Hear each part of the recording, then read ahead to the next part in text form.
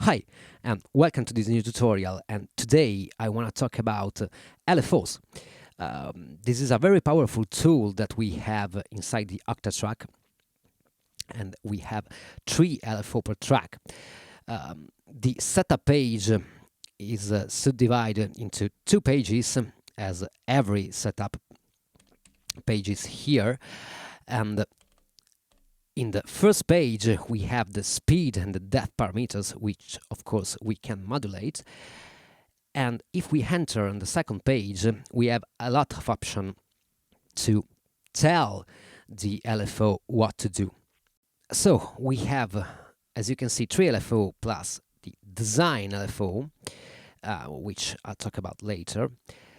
But let's give it a view on these settings. Here we have the various destination, the waves, and we can choose pre-made waves or regular LFOs waves, and the waves we can build in the LFO designer. Here we have the multiply parameter, which is strictly connected to the speed parameters, and in fact it multiplies the speed value. So if we have a value of 32 and value of 2x on multiply, this means we are doubling the speed of the LFO. And the depth parameters, it's how much of the modulation we want to apply to this source. Into the Octatrack they are called source, but basically they are destination, of course. And then we have the trig parameter, and this tells the LFO how to work. We have different modes on the Octatrack, so we can choose a free mode. That means that the LFO is running constantly in the background, and when it encounters a trig, it starts, but it starts whenever the phase is. It does not start always at 0. Trig is running also continuously in the background, but it will be retriggered by the trig it encounters over the sequencer. So basically, every time it encounters a trig, it restarts its phase and starts from 0. Hold. It also runs in the background continuously, but it's held. So this means that whenever the LFO is encountering a trig, the phase is picked wherever it is. So the value can be 0, 10, 128, doesn't matter, and this value is held until it reaches another trig, and it continues like that. So basically it's kind of a sample and hold if you place 16 trig in a 16 step.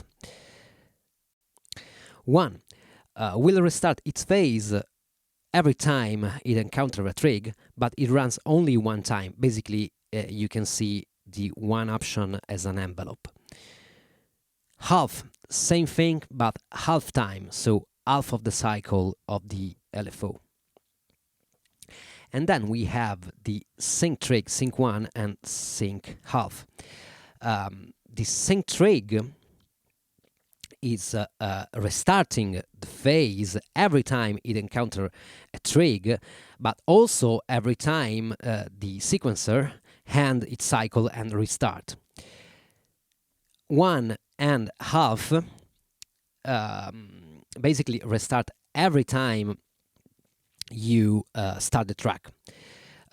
Then 1 is doing one cycle and half is doing half cycle. And basically these are the LFO mode inside the LFO setup page. Now let's talk about the design. This is a very beautiful option into the Octatrack because we can design our LFO. So maybe let's clear that. Okay. And by pressing the trigs and using the level knob, we can change the value of the LFO. We can basically design our waveform. Let's maybe try like that. All right, or maybe this one. Okay. But not only, we can choose to have the stepped draw, or we can interpolate and drawing a little bit softer waveform. Of course, for the interpolation, you have to press the corresponding trig and then press tap tempo. By holding the trig, you can switch. Another thing you can do is by pressing function and the arrow, and we can shift the LFO. We are kind of nudging the phase of the LFO. And by pressing function and bank, we can randomize the LFO, and it generates a random waveform, or invert the LFO.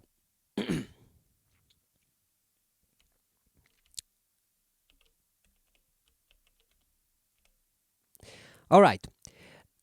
Basically, these are all the options that we have at our disposal for every of the LFO, 3 LFO. On the wave settings, we have 8 custom LFO. And let's give some example on how to use the LFO. I have here a kick from the floor basics, and in this track I have a hat sample. As you can hear now, it's really robotic. So we can use the LFO to inject some movement and dynamics into the hat.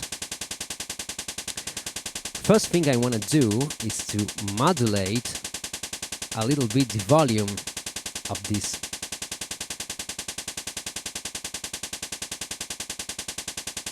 Maybe let's try a sync trig.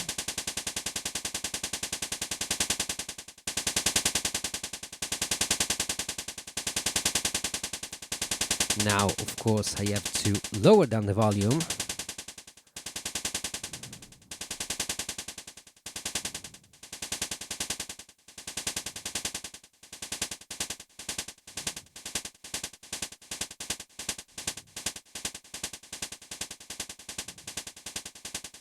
A little bit less of the depth.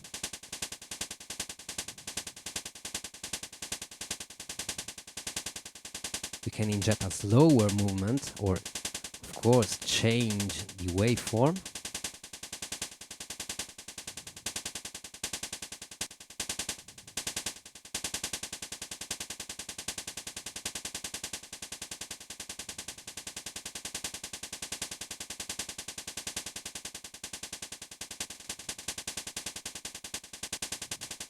But let's stick with the triangle, without and with. Now the second LFO, it's for the balance, basically the panning. And what I like to do is to use the random waveform trig, so every time it encounters a trig, it restarts the phase, so it changes, in this case, the value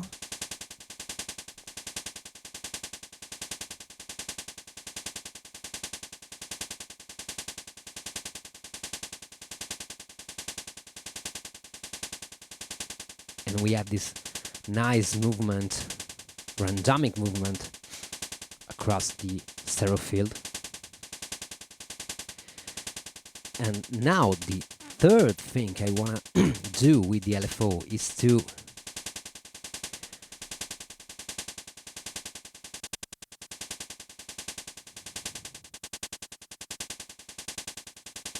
modulate the whole settings on the amp, so we can inject a little bit of movement more also into this hat.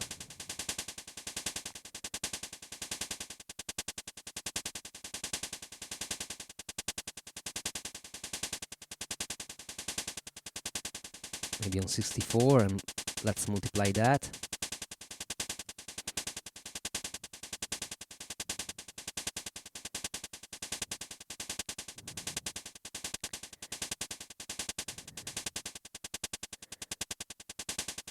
Let's try different tricks mode.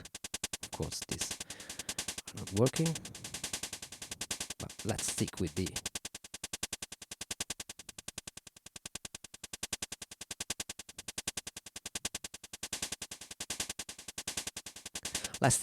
free.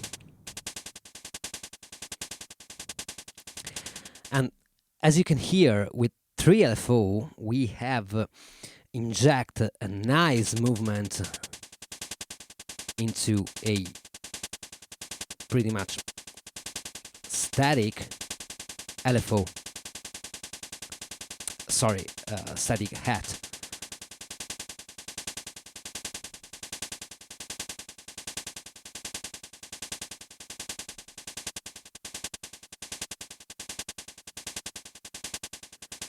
And you have to be really careful and precise with the settings, but it works so nice. Okay, this kit sucks, but anyway, who cares?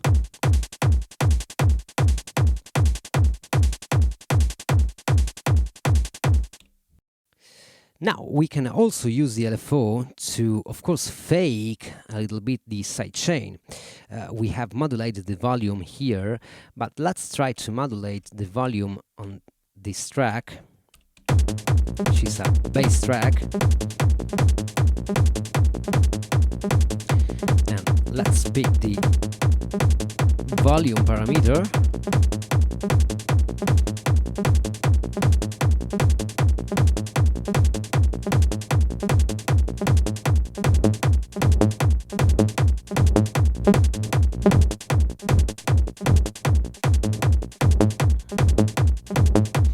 Maybe sync trick, so we are always sync.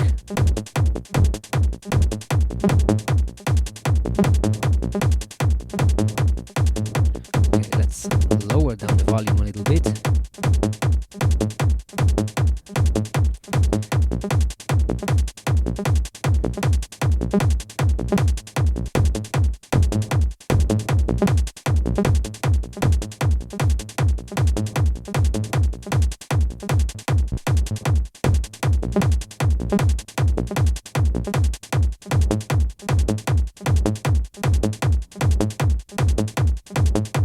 Yeah,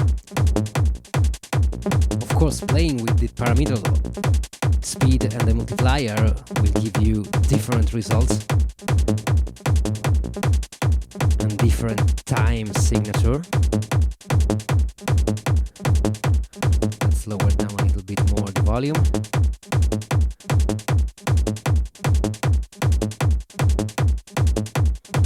Maybe this is not the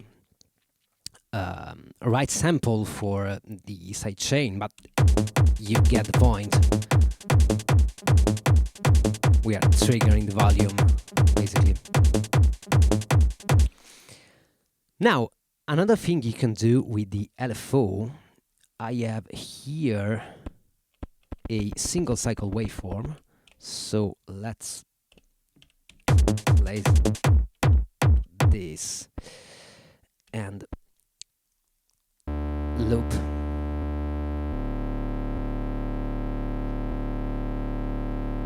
Okay.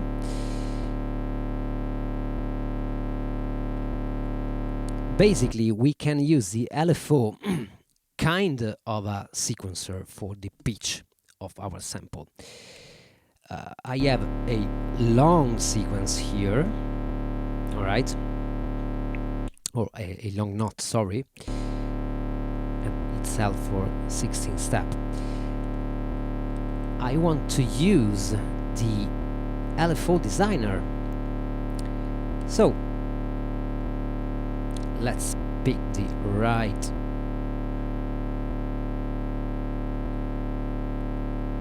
and pay attention to that. Here on the LFO1 I choose the T1, but it's not written yet. And if I go to the design tab, I can't switch to the T1, but it shows me the T4 because every track has its own LFO designer. So if we want to use the T1 on track 4, we can do that, but we have to program the LFO on track 1. Let's place some trick, and now if we switch to the T1, we can use that, but we can't modify that on the track 4. We have to do on the track 1. Basically, we can clear this LFO and build a new from the ground. I do something really extreme.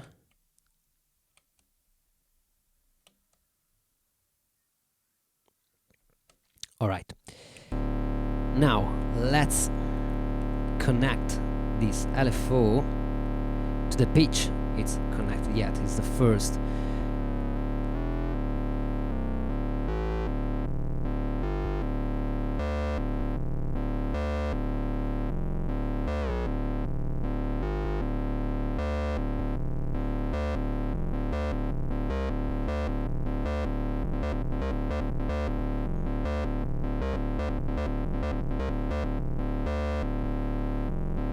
Of course, we can change the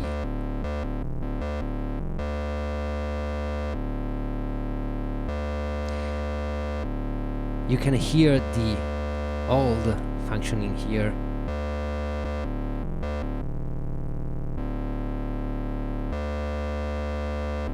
So every time it changes.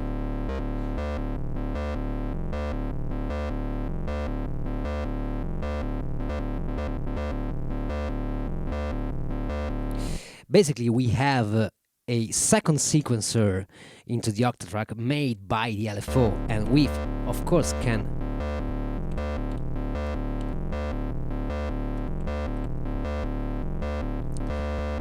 and this is by depending the behavior. If you want to change the rhythm, you have to use a non-retrieved LFO. Basically, if you are using a retriggered LFO, the sequence will be pretty much the same every time. You can choose the speed. You can of course obtain new sound, because if you run an LFO at higher speed, you reach the audible point, and which means it's above the 20 Hertz, and the LFO starts to self-oscillate.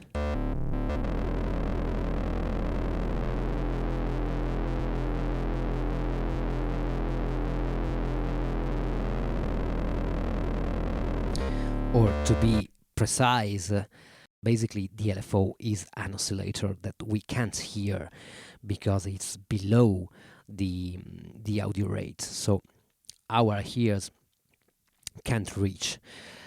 But if we speed up LFO, we can really hear this low oscillator.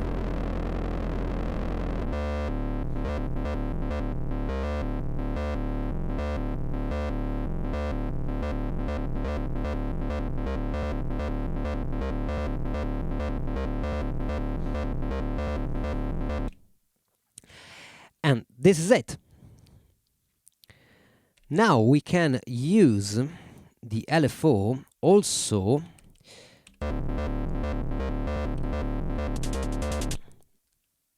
on the neighbor track. I have the track 2 is neighbor for the track 1.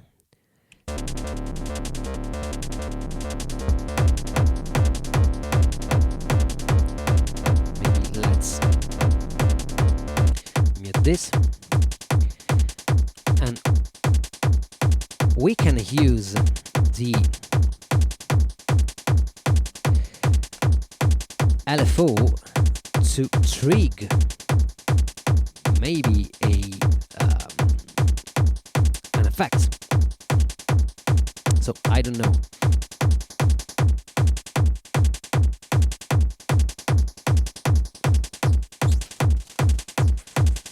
Maybe switch that to, okay, it switched to tape yet. Okay. Maybe we can connect it on the time.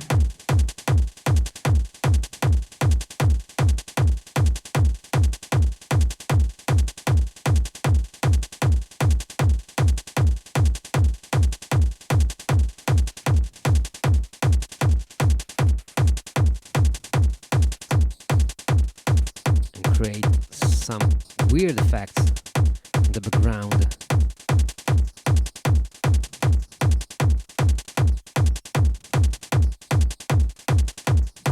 And we can also trigger that with the triggerless trig or normal trig, because we don't have to use the triggerless trig since this is not a sample track. So every time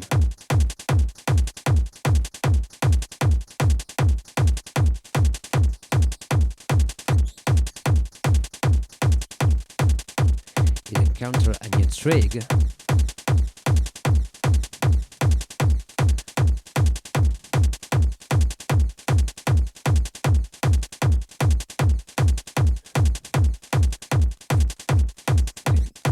a random way.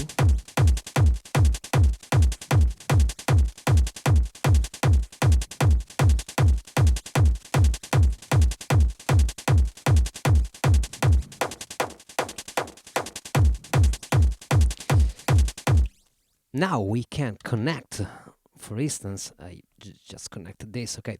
We can connect, for instance, a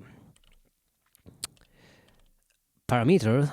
This, in this case, is the LFO1, that with the scenes. So basically, we can use the LFO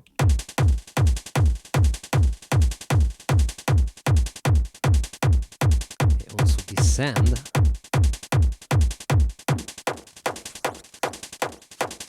can create these strange things happening in the background of the head track, and then go back.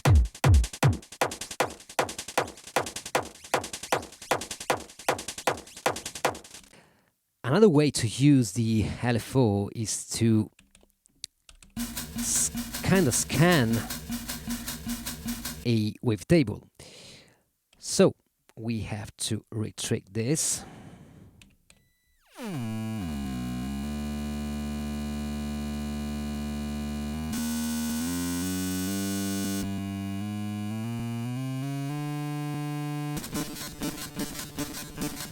So I want to move this start parameter.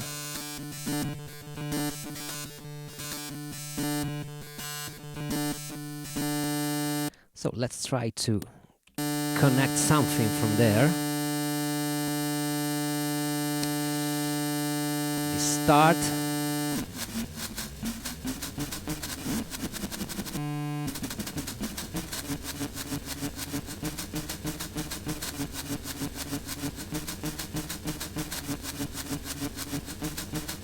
yeah, with one LFO we have obtained this weird stuff, but it's so cool.